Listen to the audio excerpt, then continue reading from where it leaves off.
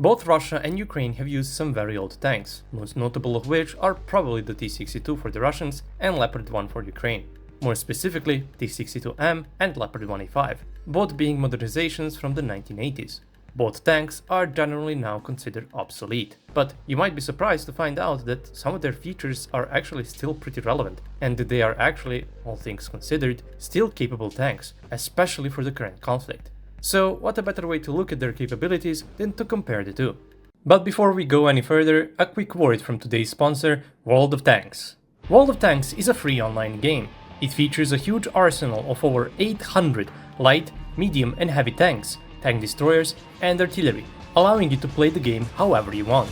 Whether you go in guns blazing, ambush your opponents with sneaky tactics, or take them out from afar, there is always a new way to play the game. Historical accuracy and inspiration means authentic models and vehicle characteristics that make you feel like a real tank commander taking part in a furious armored offensive. Earn experience, modify and upgrade your tank, create a steel beast ready for any challenge. The game is completely free and accessible to anyone, so whether you're a novice or a pro, you can jump in and experience the same thrill as 100 million players who share your passion. And if you follow the link in the description, you get special rewards. New players receive Cromwell B Tier 6 Premium Tank, 250,000 credits and 7 days of premium access. That's not all, you will also receive 3 rental tanks for 10 battles each, Tiger 131, T78 and Type 64. Existing players also get rewards for following the link. You get 3 days of premium access, 7-day rental of a premium tank, Centurion Mk5/1 RAAC with crew trained to 100% for 10 battles, or 100,000 credit compensation if you already own the tank, as well as a 2D Style Camouflage bargain, the checkered camo that will turn your tank into a true motley crew. So what are you waiting for? The game is completely free, just follow the link in the description and join today. Let's start with the firepower. The T-62M is armed with a 115mm U5TS smoothbore gun. It retains its main gun from the original T-62, but has the added ability to fire the 9M117 ATGM. Leopard 1A5 is armed with a 105mm L7A3 rifled gun, which it retained from the Leopard 1. Each of them has an advantage or the other in some aspect. Leopard 1 has access to much more modern ammunition, since 105mm ammunition is still being produced by many countries out there, because a lot of NATO vehicles still use this gun.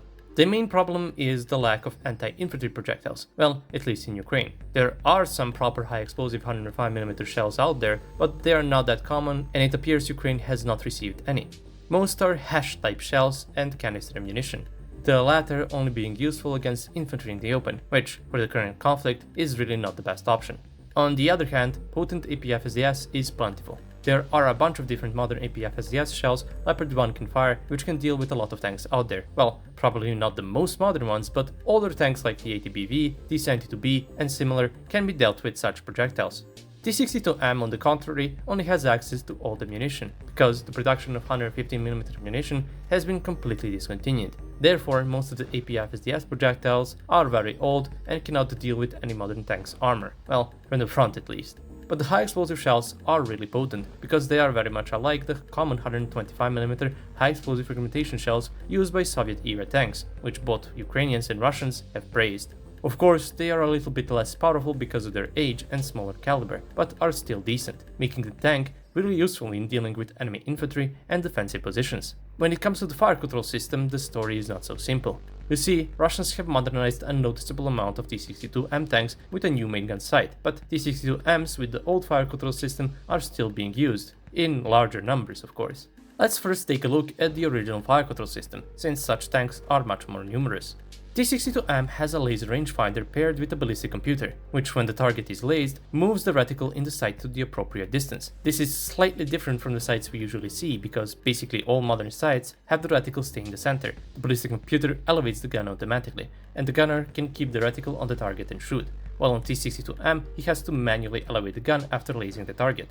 Not a massive difference, it is mostly a quality of life issue, but should still be mentioned.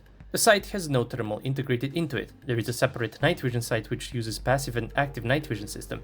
this is by now very much obsolete. On the other hand, the modernized T-62M tanks have a new sight with integrated thermals, called 1PN96MT01 or 02. The 1PN96MT sight features second generation uncooled thermal with 480p resolution. While being second generation and having decent resolution, uncooled thermals generally perform poorer than the cooled ones. They don't have as much of a detection or recognition range and don't perform as well in adverse weather conditions. Upside is that they are smaller and cheaper, therefore they don't require any modification to the vehicle to fit a larger sight, and by being cheaper are produced faster. Unfortunately, I don't know how many T-62s have been modernized with this new sight. The original plan from October 2022 for the factory in the Far East was to modernize 800 tanks, where T-62s would be included, in the span of 3 years. So by October 2025, they should be done. Problem is that we don't know how many T-62s are included in this plan. We are seeing the modernized T-62s from time to time, but the most we see are in their original configuration. Therefore, I really can't comment on the amount of these tanks that they actually have. The commander station has not been changed on the modernized tanks. It remains the same. It features an unstabilized TKN-3 commander sight on a rotating cupola, which allows him to spot around for targets and has an integrated night vision system. It not being stabilized is of course a problem for when he's trying to do so on the move, but a nice feature T-62 has had from the start is that the commander can override the turret to where his sight is pointing, allowing for the hunter-killer capability. Leopard 1A5 fire control system is pretty decent and is, all things considered, probably better. It features MS-18 fire control system, which is derived from Leopard 2A4. It features a first generation cooled thermal, laser rangefinder, ballistic computer, and all that stuff, and works like any modern main gun sight, which means it also provides automatic lead. Automatic lead allows the gunner to engage moving targets easier. All he has to do is follow the target with his sight, engage automatic lead, and fire. He doesn't have to guess how much he has to manually lead the target like on the older fire control systems, such as the one on the T-62M. And while the thermal imager is first generation, it being cooled gives decent detection and recognition ranges, but since it is first generation, it will have less of a range than the second generation, so the ranges might be comparable for the two. I don't know, because Russians claim 3 km detection range for the 1PN96, and I honestly don't know how true that is because, well, it is uncooled. Then we have the commander's sight. It is unfortunately not that good. It is an old TRP sight with no stabilization and no night vision capabilities. Another problem is that the sight does not allow for the hunter-killer capability. The commander can take control of the turret and manually turn it, but this is not regarded as hunter-killer because he is technically acting like a second gunner.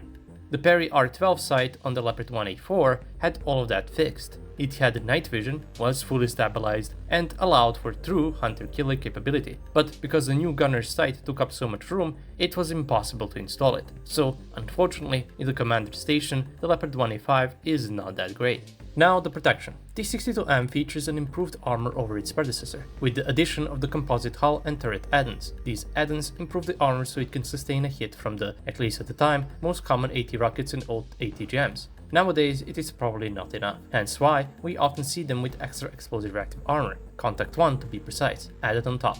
This does impact the weight of the vehicle and probably the suspension as well, but survival is more important than that. The armor overall is pretty comparable to the older T-72s like T-72A, and with Contact 1 added on top, it doesn't really make it much less protected than a lot of tanks currently being used. Leopard 1A5 on the other hand is not so lucky. The protection is overall pretty poor. Well, it has always been like that. In the entirety of its service, Leopard 1 never saw any substantial improvements to its protection, mainly spaced armor to the turret, which doesn't really stop anything out there right now. Pretty much any anti-tank weapon out there can easily penetrate Leopard 1's armor, including the front. Even the oldest RPG rockets can.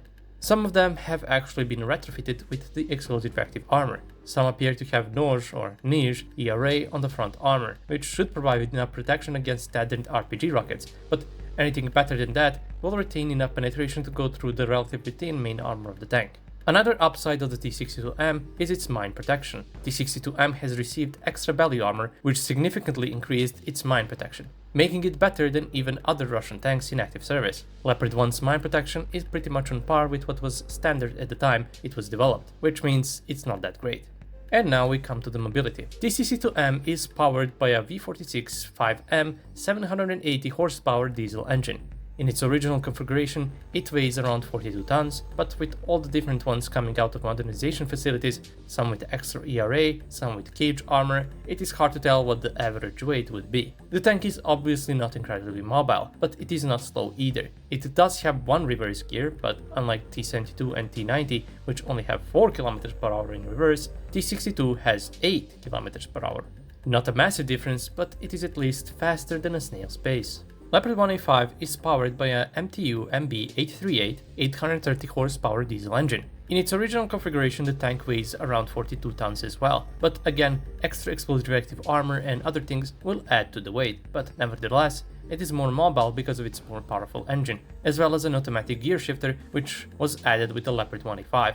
Another upside is the fact that it has 2 reverse gears, giving it a reverse speed of 25 km/h, much better than that of the T-62 or any Russian tank for that matter. At the end, both tanks seem to be still somewhat capable, each in their own way. The T-62M has superior protection and better capability to deal with enemy defensive positions because of its high explosive fragmentation shells, while the Leopard 1A5's decent fire control system, for the gunner at least, good mobility and access to good anti-tank ammunition means it is much better at dealing with targets of priority, like enemy tanks and other heavy equipment. Keep in mind that even though T-62M's protection is better, it would not be able to survive a hit from an enemy APF-SDS shell. In that regard, the protection is not good. Therefore, the tank is much more suited for dealing with enemy defensive positions.